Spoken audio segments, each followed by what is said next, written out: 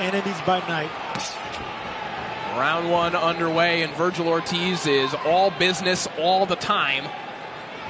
So I'm stopping Frederick Lawson in the opening round, albeit a controversial stoppage. But that's part of the story too, Chris, is that as much as we're thinking about that fight down the road, Vergil Ortiz has had, what, one round in a handful of years? Yeah, he said coming into this fight he would love nothing more than to get some rounds. Now, I think members of his team would probably disagree. With a huge fight against Tim Tszyu in the offing, they'd probably like to get this done sooner rather than later. But Vergil understands there's some ring rust that's attached to him right now, and the only way to get rid of it is to get some rounds in. Absolutely, and you get those off, but just little by little, not going for the knockout. Just start getting those cobwebs off with the jab. Pushing your opponent back. Don't load up on your shots too early.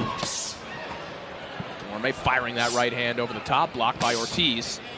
One thing that Ortiz said he remembered about some of those sparring sessions, of course, Dulorme thought they went his way, but Ortiz specifically remembered a sequence where he said he rocked him with 7 straight jabs.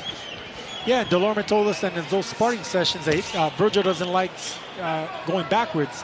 That's normally the case with big punchers. They don't fight as well going backwards than they do forwards, but it's easier said than done. Vergil Ortiz has to respect you in order for him to start backing up. Just missed with that left hand, Ortiz. Ortiz is the type of guy, and we've seen it before, he can hurt you and drop you with jabs. It's just a battering ram of a jab once he starts letting it go with full force. Ortiz doesn't waste punches. He makes that ring smaller and smaller just with presence, with that pressure. And then once he unleashes with those combinations, it's not only devastating, but it's intimidating to go forward. Let him go, let him go. All right, stop. Yeah, it's the power, it's the pressure. And, you don't always think about this when it comes to pressure fighters, power punchers. It's foot speed.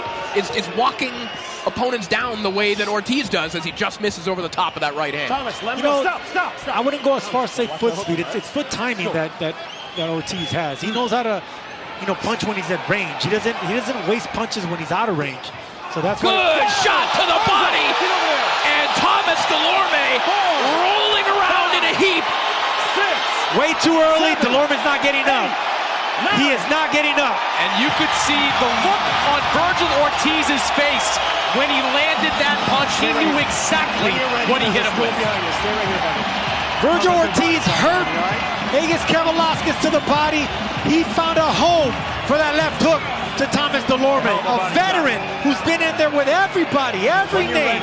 Vergil Ortiz Jr. gets it done in under 3 minutes. Well, that is a home run hitter of a puncher, and just like a home run hitter who knows when the ball is gone, Vergil Ortiz was pimping that shot before it left the ballpark. Hit him right in the sweet spot. It doesn't always have to be the chin. That liver would just work just as well.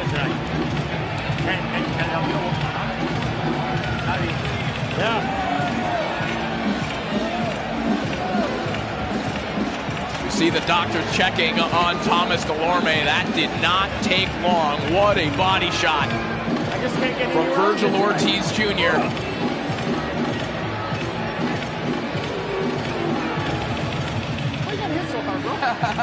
(21 for 21). 21 consecutive knockouts in the career of Vergil Ortiz Jr. Let's take a look back at it. Why do you gotta hit so hard is what referee Thomas Taylor tells Vergil Ortiz Jr. Listen, we don't get paid for overtime, so Vergil Ortiz got it done quick. Just a beautiful shot.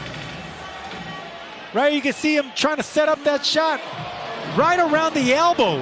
It wasn't even a clean shot. That's how hard Ortiz punches. It was right around the elbow, caught him right on the bottom of that. It was just way too early to get hit with clean shots like that by a devastating puncher in Ortiz Jr., but Dulorme, credit to him, he can take it upstairs. He's been in there with the biggest names, but this young kid has